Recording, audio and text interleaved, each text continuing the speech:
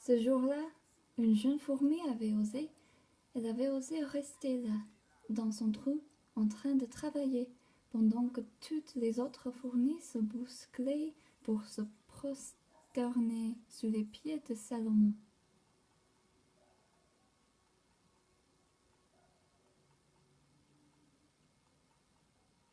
Salomon qui se promenait dans le désert à côté de leur fourmilière. Salomon était un roi doublé d'un prophète. Il avait des dons impressionnants, dont celui de dompter les animaux, de comprendre leur langage et de leur parler. Malgré les rouades et bousculades de la foule, Salomon a remarqué l'absence de la jeune fourmi. Il leva la tête, la découvrit dans son trou et lui dit: « Que fais-tu, bête menue? Et pourquoi ne fais-tu pas comme tes congénères ?»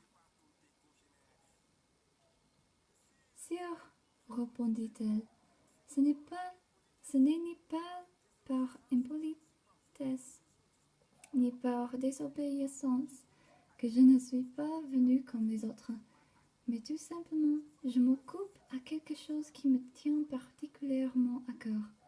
Je veux déplacer cette dune de sable que vous voyez là. »« Ha ha ha, mon pauvre ami, rétorqua le roi Salomon, je doute que tu aies la vertu nécessaire, c'est-à-dire la patience, et surtout la chance suffisante, c'est-à-dire la longévité pour accomplir ce travail immense. Moi non plus, je n'en sais rien, confessa la fourmi, mais ce que je sais, c'est que la force qui me pousse est plus puissante que la tempête du désert.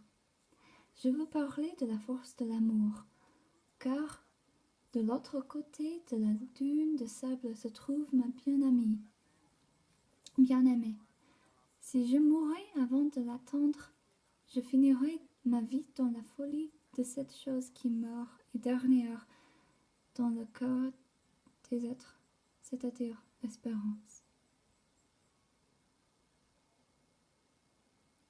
Cet échange a fortement ébranlé le grand roi et prophète Salomon, qui, dans le désert au milieu de nulle part, a compris le vrai sens de l'amour.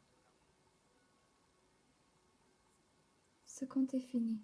Le premier qui respire ira au paradis.